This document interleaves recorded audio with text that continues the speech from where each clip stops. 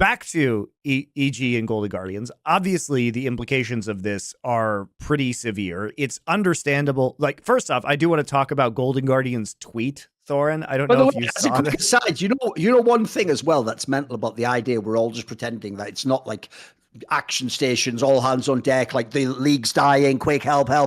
Dude, the fucking LCS has had an 8-team playoffs for years now. And we're all just going to ignore that now. We have to immediately also instantly change the format. Like, there's not even any info on that yet. Like, we're all just pretending again. It's just mental, mate. We're all just going to go on as usual. I get it. We're always at war with these days. I don't think... Like, I can't have these fucking world. I don't think there was time to, like, change the format. Because, like, I don't think Riot expected this.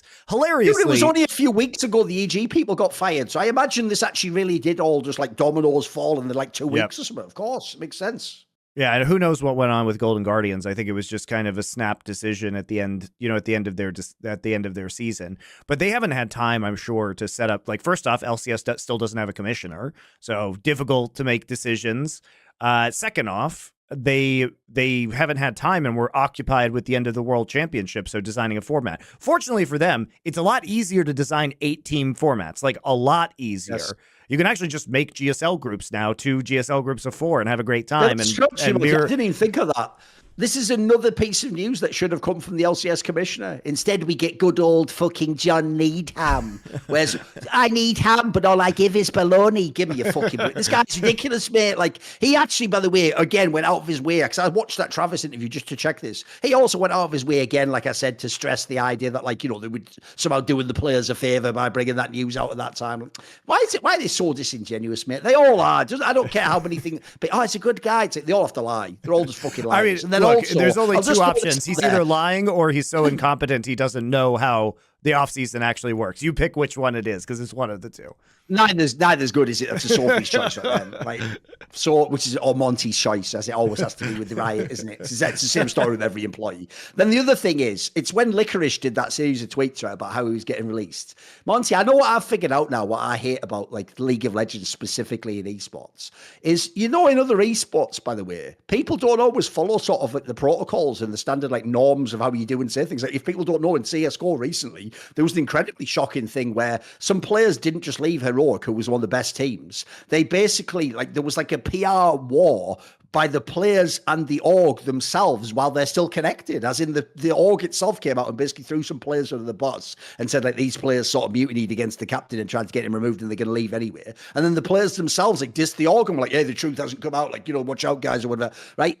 In League of Legends, right? Look, it's not that I want like unprofessionalism like that, but I want like some authentic human response. Like, I can't handle this thing where what you do is you come out and you go, guys, I've just been completely fucked over and blindsided, and my entire career might actually be ruined now, and my whole professional dream's over.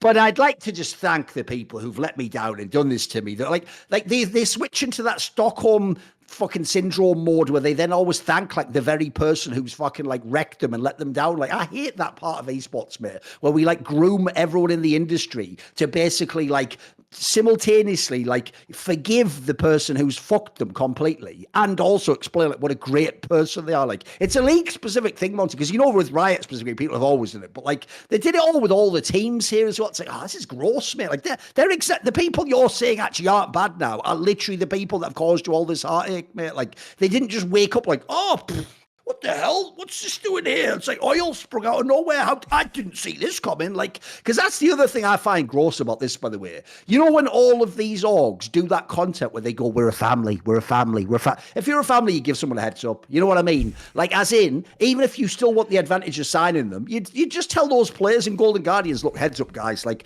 the next week or two, there's actually some uncertainty. So, like, if you get other options, consider them. You'd at least give them a break. Like, if you just tell them one day before, then you never cared about any of those fucking players. It was just beyond even business. You didn't give them the courtesy fucking reach around.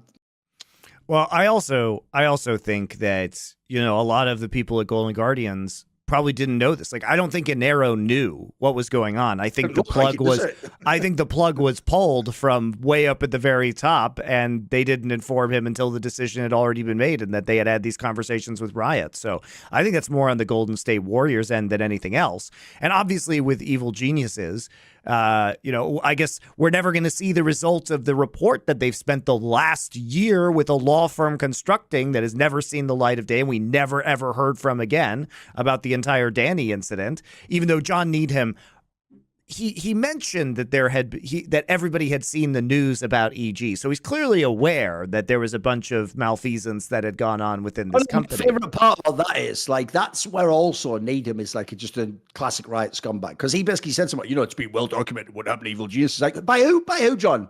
Yeah, John, who document? Because here's the thing: some weasel like him would probably just be like, like the article in DigiDay and stuff. Like, we all know it's Richie Lewis, by the way. Just fucking say the name, like, and then because what people don't get is at this point it's obvious you're the petty arseholes. Like, you'd actually be the bigger man if you just said like, and by the way, it was a great report. I mean, he did accidentally reference you and Richard in that comment, because in theory, who has documented this, John? Was it Riot Games issuing any kind of statements? Was it you releasing the results of an investigation? Was it you documenting what happened? Was it you actually putting out some kind of penalty against Nicole Boyd-Jamieson and the rest of the EG management? Of course it wasn't. It was just other people doing the shit you should have done. The investigation hasn't ended and there's no one to punish, and they've even left the fucking slot. Like, what, guys? By the way, also, where's the Reggie investigation? Dude, they're never bringing any of these investigations out. Like, those investigations really are just to waste your fucking time. And we all know at the end, by the way, like I always joke, it'd just be some Warren Commission shit. Like, you know what? Actually, the facts have come back and it was exactly as we said in the beginning. Like, give me a fucking break. Like, we all know there's nothing spicy coming out of it, is there? So it's just a fucking waste of time. It's nonsense, isn't it? The thing though, this is where, Monty, we do occasionally get a W though. Not only is it a W that all those scumbags from EG got fired, but I'll tell you another W I realised the other day. You do realise, by the way, especially in the context that when EG won that Valorant championship, their coach is a woman. Like, I don't actually know if a woman coach has ever won anything in male esports at that level. So that is, in theory, like one of those landmark moments.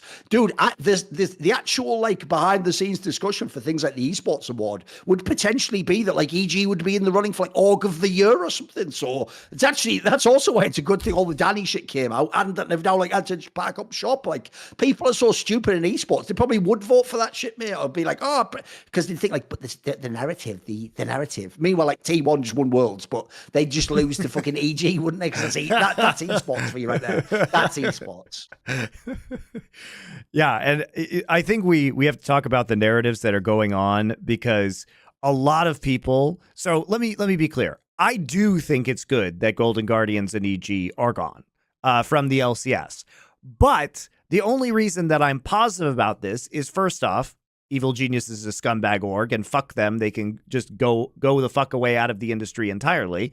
Golden Guardians, I think, at least was a well-run team and punched far above their weight for years, and had actually one of the better management teams over time when it came to, getting value out of the selections that they made in esports. Very good at scouting.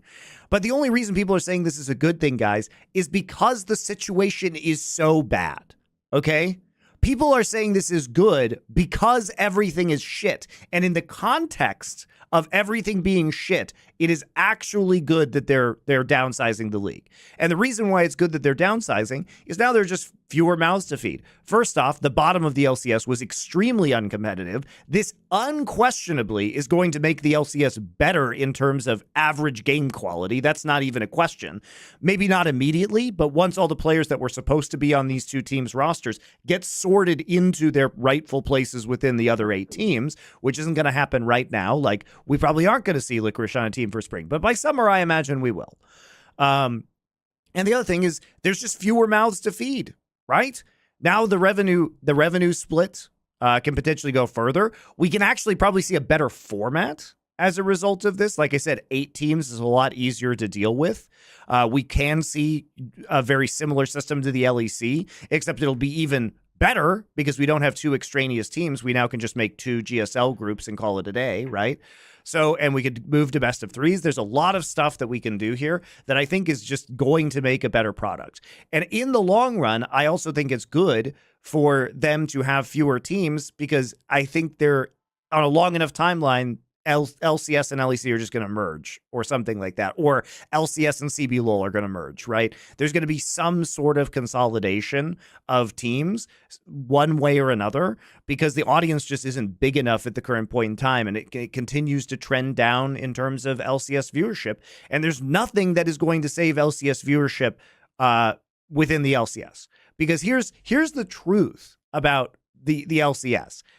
There are no new fans because no new young people are playing the game. It's dead among young people in North America, not in Korea, not in China, not in Europe. Plenty of young people playing the game there.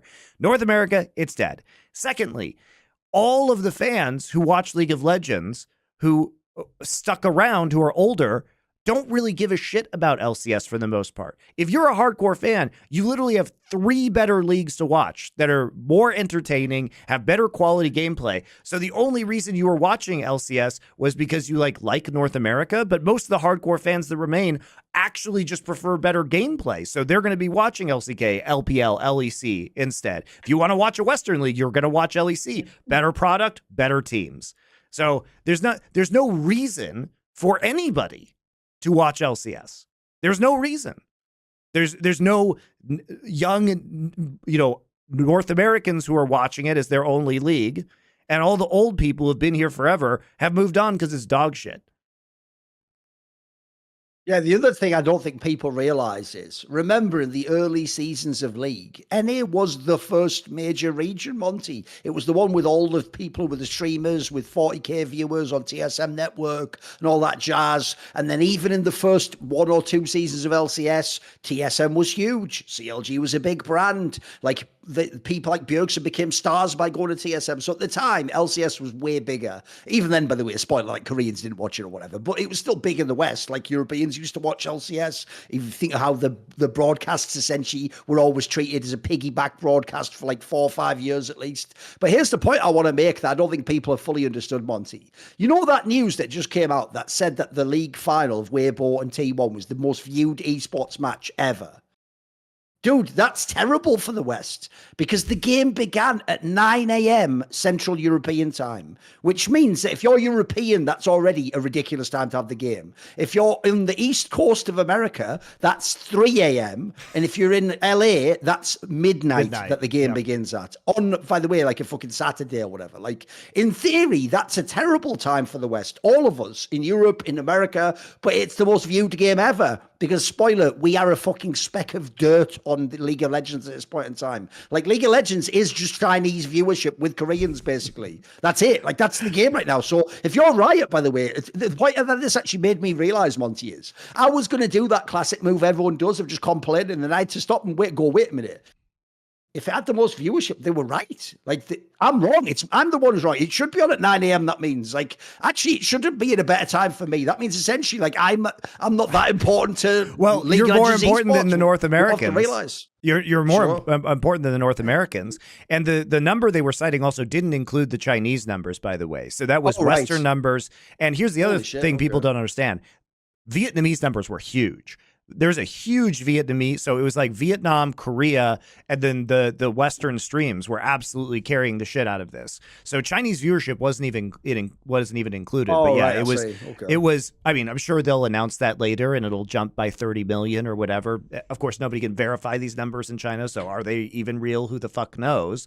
But the streams that can be verified by like ES charts, it's still huge though. And it's still, even among the numbers that they represented, it's still a majority like Asian audience, right?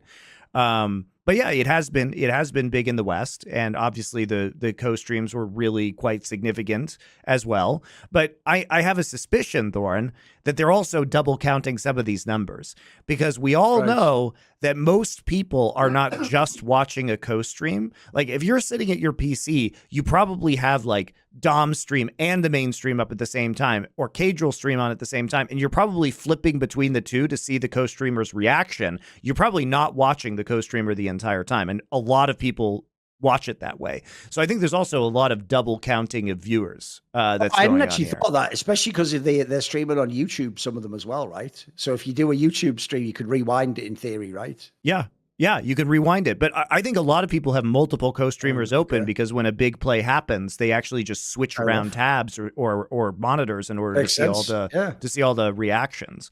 So yeah, I think a lot of people. I think there's some real shenanigans in terms of counting like the same viewer multiple times By here. the way, one thing we have to do, spoiler, this will probably itself be part of like a future Four Horsemen topic, I imagine. But the first thing this made me think about when these two teams disappear overnight, Monty, is what an absolute fucking clown show that whole LCSPA walkout last year now looks like. Because think about it. First things first, if you literally walked out the entire LCS over NACL jobs, then logically you have to walk out over LCS jobs. That goes without saying, doesn't it? And then here's the bigger point, and this is an absolute headshot.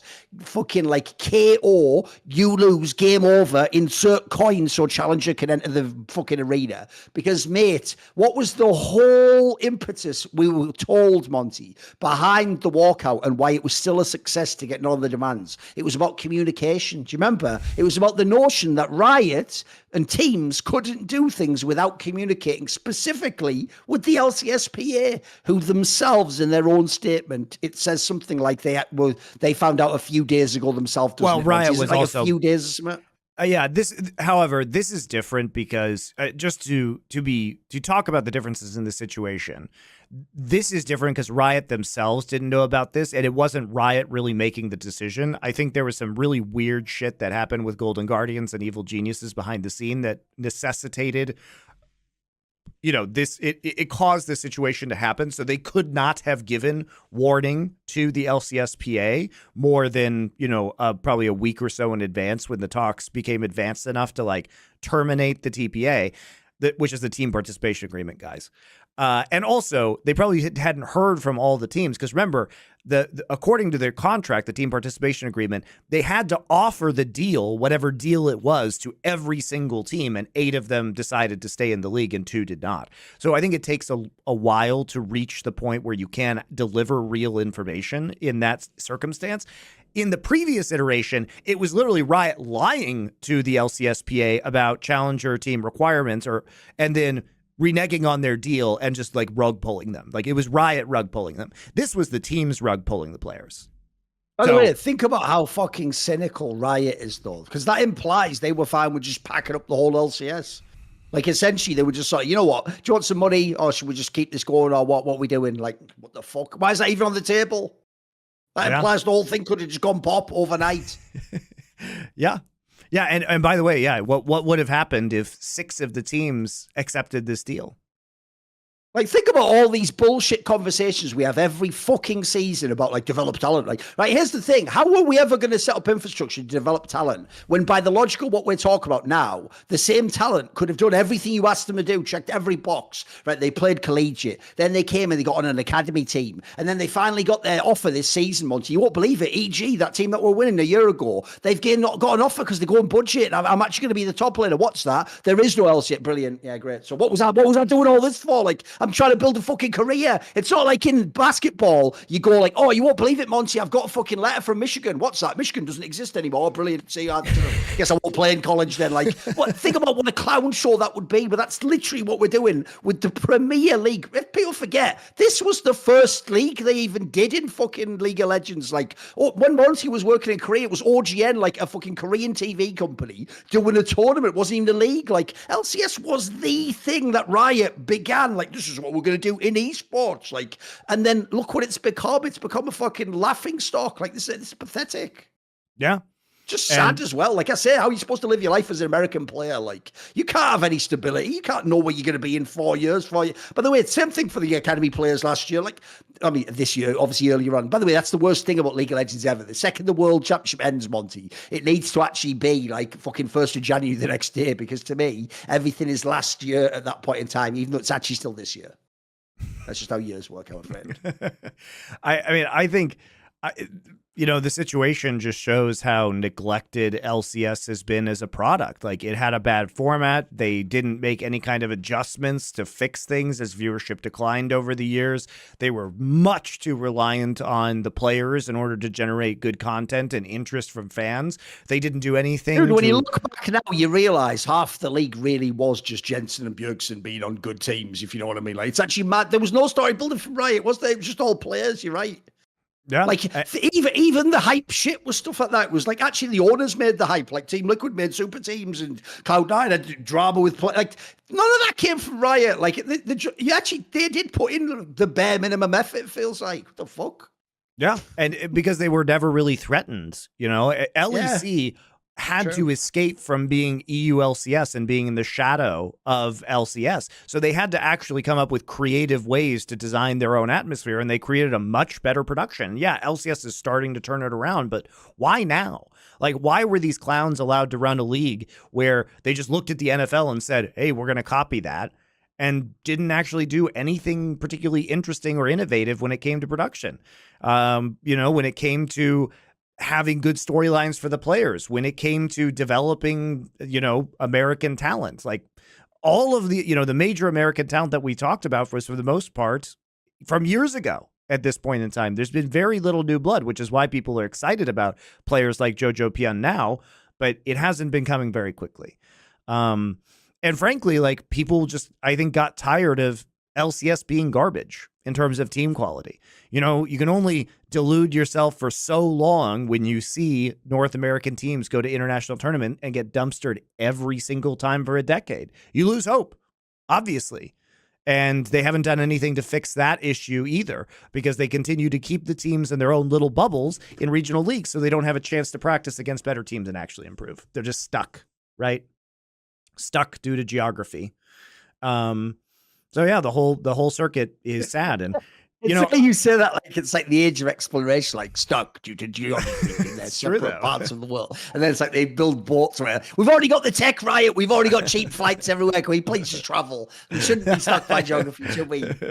Yeah, but by the way, that's the life I saw a lot of chosen. people, like, obviously, like Hawk and stuff were jumping in and having this discussion about like the idea of making like a combined league. The joke is, Monte, this is where you were like actually right, but in a way people don't get. So the problem is you actually mean a super league of like all the leagues in the world, like the Chinese teams and the Korean teams, right? So that was the original topic under which we had that discussion like 2 years ago or whatever.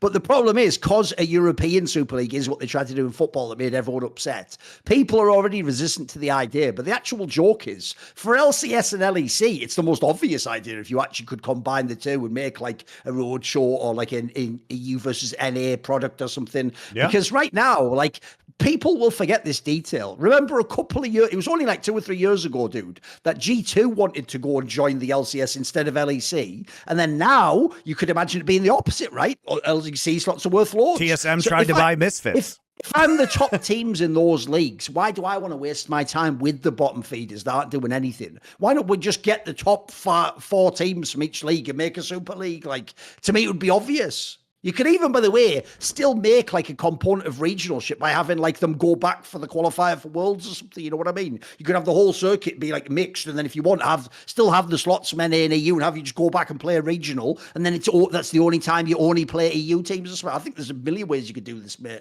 You could have that be the summer split if you want. There's so many ways you could like rejig the schedule. Yeah, and people would actually be excited about that, because for whatever reason, you guys love NA and EU people love just talking trash about the other ones. Like, it would be a lot more fun though to watch that tournament. It would be a lot more fun. So, you have to understand, Monte, even if that like all Korean team Liquid had won games, there'd still be all the NA fans like, yeah, NA over EU. And it's like, what even is this at this point in time? Like, what are you talking about? I know. Well, Steve's wallet is American, so exactly, there you go. Yeah, true. Okay. It is just, it's funny just to see the framing of this though, where people are saying, oh yeah, it's so great, these changes to the LCS, it's really good. Guys, it's only good because the whole situation is so shit. It's not good that the teams don't have any money to continue running. It's not good that Evil Geniuses bought a slot for $33 million and probably sold it for something like $3 million back to Riot. Because here's the thing, Riot's not giving people the full amount of money back because they don't want the teams to leave because it looks so terrible. So clearly we know they offered some amount of money, but it was probably a shit deal. And it was just the people literally most desperate to escape LCS and the obligations that come with running a team. And if you're, like I said, if you're some of these teams and you're already going to be running a team that is basically just breaking even off of revenue share, why would you sell now for less? You might as well just wait around until somebody wants to pay you a halfway decent amount of money. But look at EG, man, buying for $33 million the slot and then selling it for probably, I don't know, 10% of that, most likely.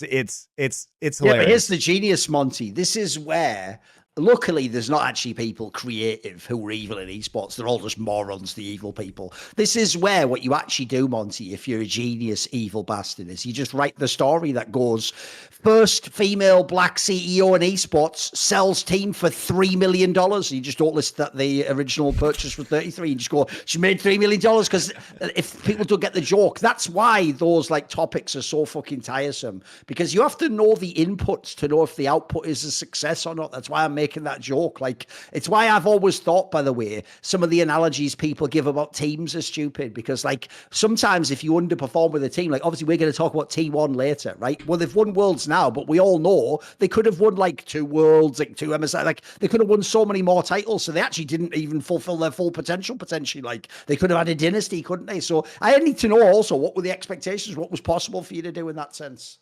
Yeah. So, yeah, it is just an outrageous loss of money, and it goes to show what the current state of this industry is. And it's not good, guys. And yes, it is in the short term better to have fewer teams within the LCS, but it is... By the way, can I just confirm? Let me see, right? Would you be considered Warren Buffett if you took like 33 million and turned it into 3? I'm not sure what right. Warren Buffett did in his career. Did he do things like take $33 million and turn it into 3? Let me be very specific about my criticism in this situation, Thorin. So stupid, though, isn't it? Because all of the teams have lost value, right? No matter how much you bought your team for, they all suck in terms of value right now. But here's the difference, guys. Some of these teams didn't act incompetently across multiple esports to the degrees that they were running 3 failing Counter-Strike teams, that everyone in the industry is laughing at their methodology because they clearly know nothing about the space or how to operate esports divisions. Yes, they got lucky with some good people at times and managed to hit on it, but it's also, I don't know, the abuse of their players, which is well documented at this point in time. And most importantly, it was their outrageous expenditures on things like their creator collective, where they were getting literally like 50 views for highly produced YouTube videos, and they had a completely wrong take about how to do sponsorship deliverables, to the degree that they lost Monster Energy, EG's primary sponsor, for like over a decade. They've managed to fuck up that deal. They managed to fuck up their legacy Dota team. They managed to fuck up absolutely everything, because even when they did well, they would fuck it up. They could win an LCS title. Would they immediately fuck it up and be scumbags? Yes. They could win a Valorant world title. Did they immediately put those players into contract prison and behave like absolute scumbags? Yes, they did. So these are the things that are Nicole LaPointe Jameson's fault.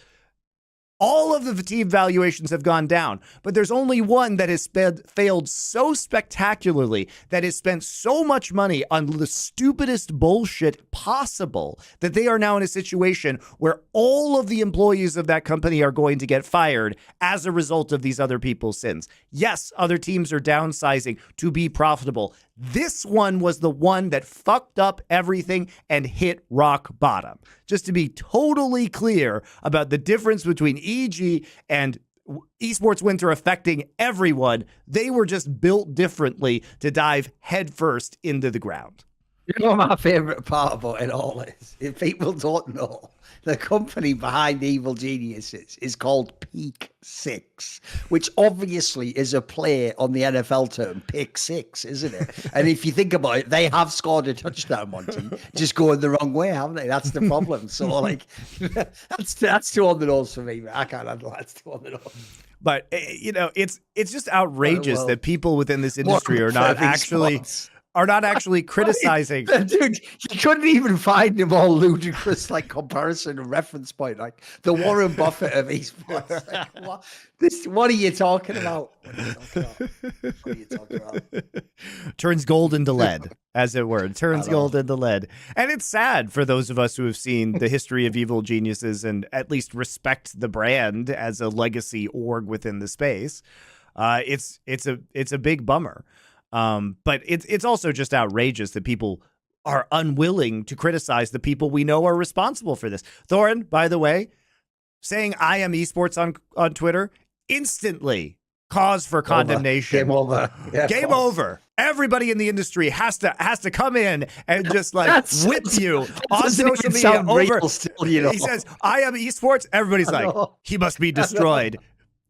literally run a multi-decade legacy brand into the ground, get a ton of people, your colleagues in this industry, get a ton of them laid off from their jobs after moving to Los Angeles and Seattle, have them abused frequently at the hands of the executives of this company due to their own incompetence. By the way, don't take my word for it. Have a fun time. Look at Evil Genius's Glassdoor page, guys, and see what people say about the upper management. It's fucking hilarious and terrifying. And you can't say anything. This is all out in the open. It's all there now. We should all be railing against these people, all of us together. But I am esports much worse, apparently. So there we go. And me saying I am esports wasn't even my fault, because it's a systemic problem of people thinking that they are esports in the esports industry. So I actually was the first. I was sort of patient zero, Monte, alerting the world of a problem with narcissism in the esports industry. But would anyone listen to my call? No, they did not heed the call, believe it or not. And like, I can't believe I live in a world where they actually called like the Warren Buffett of esports. I can't handle it. It's just so stupid. She's retiring before her time, like Sean Connery at the apex of her career. Just absolutely outrageous. And look how fast this. Remember. By the way, Thor, Monte, they should have mailed her contract to the Marx Brothers. That actually would in fact have been a better, plus EV move in esports. Believe it or not. You know what's extra hilarious is that an underappreciated part of that email was them calling themselves the best esports team, right? And how fast we went from that email being written to the entire company being disassembled to the degree that they are looking like they're going to pull out of absolutely everything. And they've already pulled out of LCS. Because I'm just telling you right now, guys, if they're ditching LCS, you think they're going to stay in Blast? You think they're going to stay in Valorant? Good joke. They're out completely. And also, their timing, as usual, is shit, Monty, because their pull-out game is hella strong, but they've still ruined a load of kids' lives. So, there you go. Right. Let's talk about fucking League of Legends, shall we, mate? Because obviously, like a bunch of these topics we talked about now will seed into future Four Horsemen episodes. Obviously, like potentially the LCS shrinking down, the EG topics. Obviously, a classic one we can pick up at any moment. See more cool, funny, interesting clips based on topics from my content? Well, subscribe to this channel then, or be a pleb and don't.